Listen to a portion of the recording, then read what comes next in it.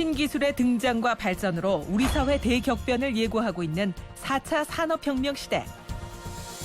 위기가 아닌 기회로 만들기 위해 우리는 어떤 인재를 키워내야 하나. 내년부터 적용되는 2015 개정 교육과정이 그 해법이 될 수 있을지 관심이 집중되고 있는데 4차 산업혁명 시대, 청소년들에게 꼭 필요한 핵심 역량과 우리 교육 시스템의 변화를 짚어본다. 내년부터 중고등학교의 단계별로 개정된 교육 과정이 적용됩니다.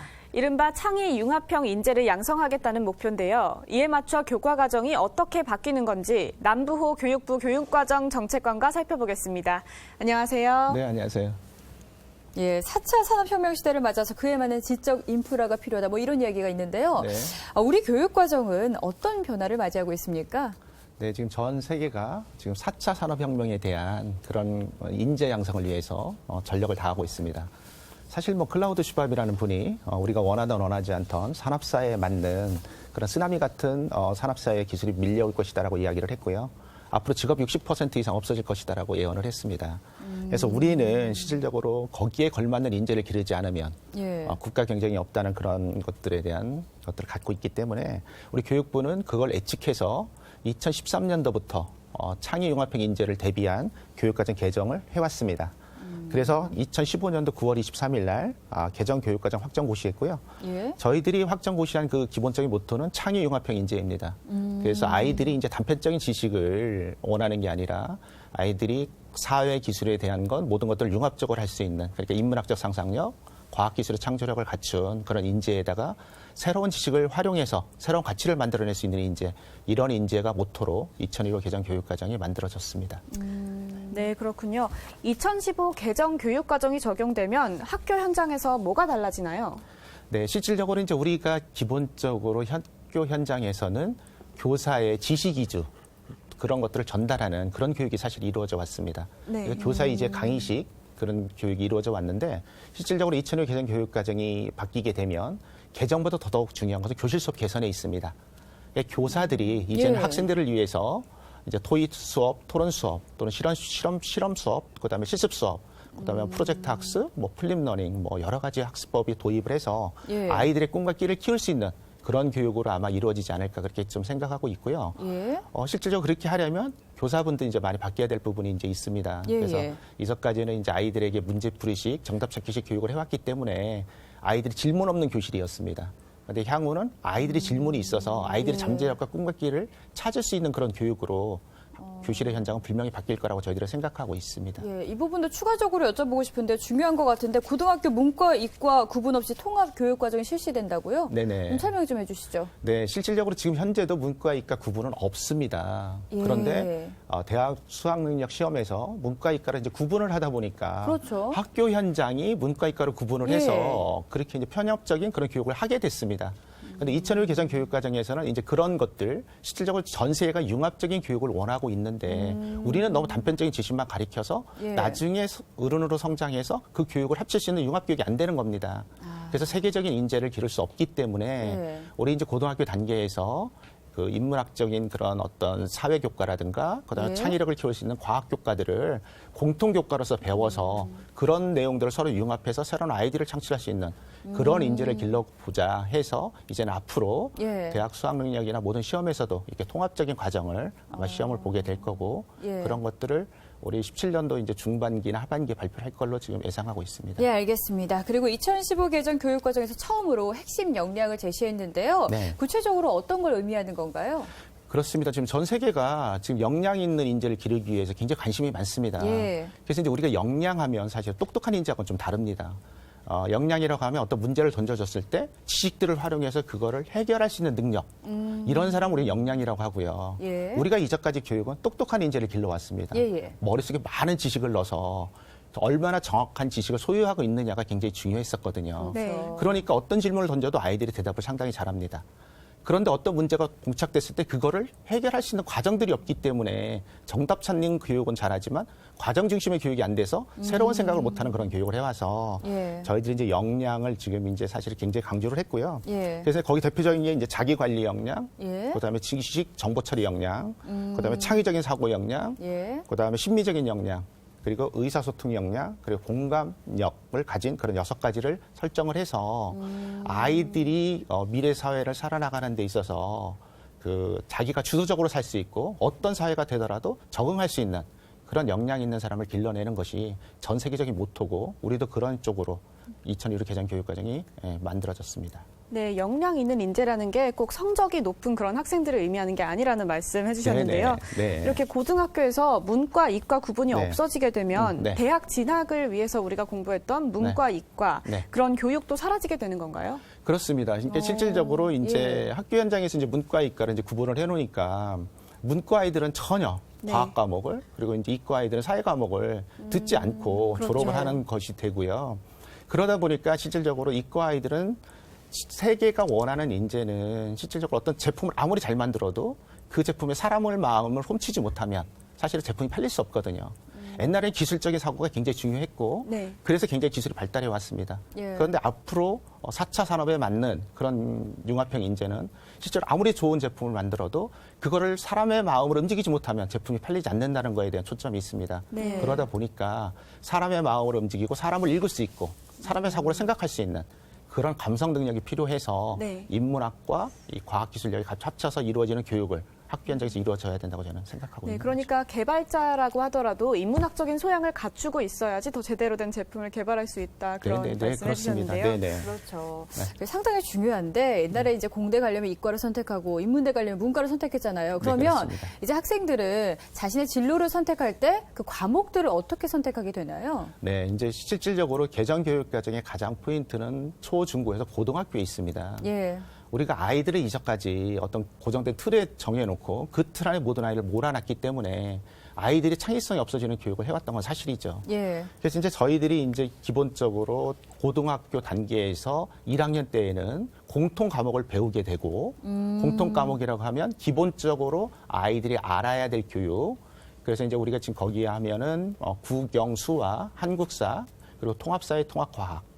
요 교과 과목은 기본적으로 1학년 때 배우게 되고 2, 3학년에 가서는 자기 진로와 적성에 따라서 교과 과목을 다양하게 구성할 수 있습니다. 그러니까 학생 수가 굉장히 많은데 다양하게 교과 과목이 구성되니까 다양한 교과 과목을 이제 어떻게 교육부에서 그걸 개설을 해줄 거냐. 아이들 소수 과목, 몇 명이 선택하는 아이에 대한 과목도 교육부에서 개설을 해주려고 합니다. 그래서 아이들이 진짜 원하는 교과 과목을 다양하게 개설해 놓고 그런 과정을 거쳐서 대학교에 갈 때 대학에서는 그 아이가 어떤 교과 과목을 이수했고 그런 데에서 어떤 소양을 보였는지가 잠재력으로 좀 보아서 우리가 이제 학교 그 생활기록부가 실질적으로 대입 전형에 많이 반영되지 않습니까? 그렇죠. 그래서 그때 그런 어떤 잠재력을 보고 대학에서 뽑아가서 그 학생을 좀 진짜 이런 글로벌 시대에 필요한 인재로 길러주시면 국가가 필요한 인재가 되지 않을까 그렇게 생각을 합니다. 네. 그렇다면 이 교육과정 변화에 있어서 학생과 교사 그리고 학부모들의 참여는 어떻게 이루어지고 있나요? 맞습니다. 지금 굉장히 중요합니다. 사실은 뭐 개정교육과정 자주 개정한다 이렇게 얘기를 하는데요. 사실 가장 중요한 부분이 이제 저희들의 개정의 가장 포인트는 교실 수업 개선에 있기 때문에 실질적으로 교육과정을 개정한다고 하면 대부분의 이제 그런 개정에 참여하시는 분들이 이제 교수님들이 많이 참여하셨습니다. 근데 이제 이번부터는 현장의 선생님들이 개정 작업에 40% 이상 참여하고 그리고 이제 다양한 의견 수렴을 거쳐서 공청회 등을 통해서 현장 의견을 많이 반영을 했습니다. 그리고 이제 실질적으로 학부모님들이 이제 옛날에 고정된 이제 그런 틀, 그러니까 학부모님들이 살아온 삶을 가지고 아이들을 그 틀에다가 이제 맞추려고 하다 보니까 이런 많은 갭들이 발생되고 있습니다. 그래서 저희들이 이제 토크 콘서트라는 것을 177개 교육청을 돌아다니면서 토크 콘서트를 하고 있고요. 그래서 이제 그때 부모들한테 제대로 좀 알리고 그리고 부모들이 또 어떤 의견을 가지고 있는지를 우리가 청취를 해서 교육에 반영을 하고 그거를 이제 내년도부터 적용할 때 같이 반영해서 잘 시행하도록 그렇게 하겠습니다. 알겠습니다. 그리고 특성화고와 산업 수요 맞춤형 고등학교는 어떤 교육 과정이 적용되는 건가요? 네, 이제 저희들이 교육 과정 하면 크게 이제 그 틀이 이제 세 가지입니다. 일반계 교육 과정하고 직업계 교육 과정, 그리고 특수 교육 과정으로 이제 나눌 수 있습니다. 그런데 이제 직업계 교육 과정은 이제 NCS라고 해서 직무 능력에 관련된 건데요. 국가 직무 능력 표준이라고들 이야기하고 어떤 직업을 갖는데 그 직업을 좀 세분화시켜서 아이가 어떤 능력의 나의 단계가 있는지를 알게 하고 그리고 실질적으로 가장 중요한 것은 우리 모든 포인트들이 어떻게 가르칠 것인가에 대한 포인트가 있었습니다. 그런데 이제는 그것을 떠나서 아이가 어떤 것을 할 수 있을 것인가. 수요자 입장에서 공급자 예. 이상으로 생각하는 게 아니라 수요자 입장에서 아이가 무엇을 할 수 있을 것인가를 길러내서 국가에서는 그 아이가 일정한 고등학교를 졸업했을 때 전문계 고등학교를 졸업했을 때 그에 상응하는 그 아이가 배운 그것을 인정하고 모든 기업들이 같이 그 학생의 능력을 인정해주는 그런 시스템이 되겠습니다. 아, 네. 그러면은 이 학생들이 수요자 입장에서 어떻게 교육을 받을 것인가가 더 중요해진다는 말씀 해주셨는데요. 네네. 네, 이 제4차 산업혁명 시대에서 새로운 교육 과정을 맡게 될 교사들의 역량이 또 중요하잖아요. 네네. 교사 역량 교육은 어떻게 진행되고 있나요?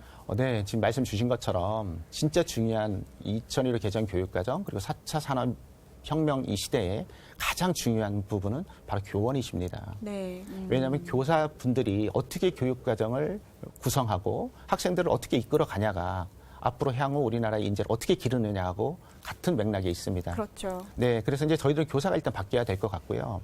교사분들이 이제는 이제 어떤 지식 위주의 또는 문제풀이에 또는 아예 정답 찾기에 이런 교육이 좀 되어 있었다면 이제 교육의 좀 패턴을 바꿔서 예. 아이들이 능동적으로 참여할 수 있는 그런 교육을 바꿔주셔야 된다는 거죠. 네. 그러려면 교사분들이 교과에 대한 것들을 재구성하고 실질적으로 수업에 있는 교과서대로 가르치는 게 아니라 교과를 여기저기 교과를 구성해서 재구성해서 진짜 아이들이 어떤 궁금증을 유발할 것인가, 아이들의 잠재력을 어떻게 키울 것인가에 대한 고민을 하고 그런 것들이 실질적으로 토의 토론 수업을 통해서 아이들 그걸 이끌어내는 수업을 해줘야 된다는 거고요. 네. 그리고 현재 교원들을 이제 대상으로 해서 저희들이 그런 교육을 해오지 않았으니까 연수를 예. 좀 대대적으로 시키고 있습니다.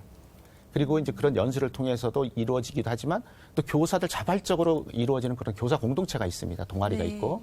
거기에서는 이미 몇 년 전부터 그런 것들 준비해 왔고 자기 어떤 좋은 수업에 대한 모범 사례들을 많이 탑재하고 있어요. 예. 그래서 그런 선생님들을 좀 우리가 좀 활성화시키고 그래서 현재 이제 전국에 약 한 3,000개 정도 그런 어떤 공동체가 있습니다. 그래서 저희들이 조그만 기재만 제공을 하고 선생님들이 그런 수업을 좀 일반화되고 보편화될 수 있도록 네. 우리가 지원을 한다면 저희들은 이런 산업사회에 맞는 그런 교육이 학교 현장에도 잘 착근되지 않을까 그렇게 생각합니다. 예. 이게 문이과 통합형이 지금 초등학교 6학년에게 해당이 되는 거예요. 그렇죠? 네, 초등학교 6학년이 고등학교 진학할 때 이 과정을 적용받게 될 텐데 그런데 이제 부모님들이 다소 좀 혼란스럽지 않을까. 왜냐하면은 우리 딸은 뭐 수학을 잘해, 우리 딸은 국어를 잘해 이런 얘기 많이 할 텐데 네네. 아까 학부모 콘서트 얘기하셨는데 학부모들 입장에서는 어떻게 대처해야 할까요?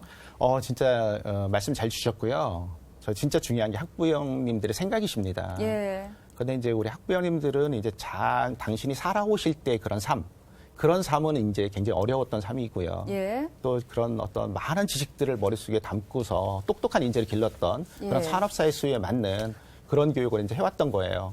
그러다 보니까 이제 아이들이 모든 삶이 나와 똑같은 삶이 될 것이다라고 해서 무조건 학원을 보내고 아이들에게 많은 지식을 외우게 하고 예. 아이들이 어떤 관심과 어떤 흥미와 어떤 것을 원하는지에 대한 관심은 전혀 없습니다. 단지 공부하고 외워서 학교 성적이 좋은 이런 인재만 이제 원했던 것이 예. 있죠. 그래서 이제 저희들이 이제 기본적으로 학부형님들의 기존 관행을 좀 깨주시면 좋겠다는 생각을 하고요. 예. 진짜 아이들이 무엇을 원하고 무엇을 하고 싶은지 그거를 좀 발견해 주셔서 그것을 좀 직업화시키고 그것으로 해서 아이가 좀 행복해하면서 직업을 찾을 수 있는 그래서 아이들이 진짜 꿈꿨던 것이 이루어지고 직업으로 현실화되는 그런 교육이 되면 아마 우리나라도 발전할 수 있을 거고 아이들도 행복해하지 않을까.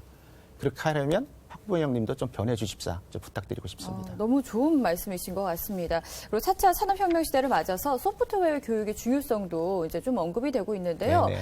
어떻게 이루어지게 되는 건가요? 그러면 이 소프트웨어 교육이요? 네, 사실 뭐 4차 산업의 가장 대표적인 것은 우리가 인공지능, 그다음에 IoT, 예. 그다음에 빅데이터, 소프트웨어 이렇게 이야기를 합니다. 근데 소프트웨어 교육은 진짜 우리가 실질적으로 굉장히 중요시하고 옆에 이루어지면서도 제대로 된 교육을 한번 시켜보질 않았습니다. 그래서 저희들은 이제 소프트웨어 교육은 초등학교에 실과교과 17시간, 그리고 중학교에 34시간을 의무화시켰고요. 이상 할 수 있도록 했고, 예. 고등학교는 정보과학이라는 교과를 이제 심화교과에서 일반 교과로 좀 와서 아이들이 쉽게 접할 수 있는 그런 교육을 했습니다. 그러니까 우리가 이제 정보교육을 시킨다고 하니까 일부에서는 막 뭐 학원을 보내야 된다 막 이런 얘기가 많이 있어요. 네. 전혀 우리가 어떤 뭐 프로그래머 기술자를 개발하겠다 이런 건 전혀 아닙니다. 그렇죠. 기본적으로 컴퓨터적인 생각, 그래서 컴퓨테이셔널 싱킹 그런 사고적, 논리적인 사고력을 좀 가질 수 있는 것들을 저희가 원하고 있거든요. 그래서 아이들에게 그런 교육을 시키는 거지 이것을 가지고 뭐 프로그램을 짜서 뭐 이렇게 하는 또 건 전혀 사교육에 집중할 필요는 없다. 그렇습니다. 예. 그리고 흥미와 관심 위주로 소프트웨어를 그렇죠. 분명히 가르칠 거고요. 예, 예. 그렇게 해야 실질적으로 우리나라에 필요한 소프트웨어 인재가 좀 개발되지 않을까 그렇게 저는 생각하고 그럴 있습니다. 것 같습니다. 네.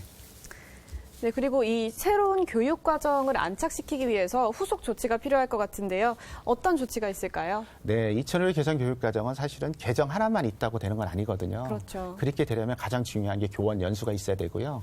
그리고 또 교원들을 배출하는 교대나 사대에 대한 커리큘럼이 좀 바뀌어야 합니다. 그래서 실질적으로 2015 개정 교육과정에 맞는 그런 교육을 하기 위한 교사대의 어떤 개정 그런 부분들도 필요하고요. 거기에 따른 또 실질적으로 이제 교원 수급 이런 부분도 굉장히 중요한 부분이 있습니다. 그리고 실질적으로 자발적인 교원들에 대한 그런 어떤 그런 자생력을 좀 키울 수 있는 것들을 교육부에서 좀 지원을 해주고 예. 그런 인재를 기르기 위해서 국가나 자치단체나 대학이 같이 합심해서 좋은 인재를 기르는 데 같이 머리를 맞댔으면 좋겠다 이렇게 생각합니다. 예, 알겠습니다. 지금까지 남부호 교육부 교육과정정책관이었습니다. 오늘 말씀 고맙습니다. 네, 고맙습니다.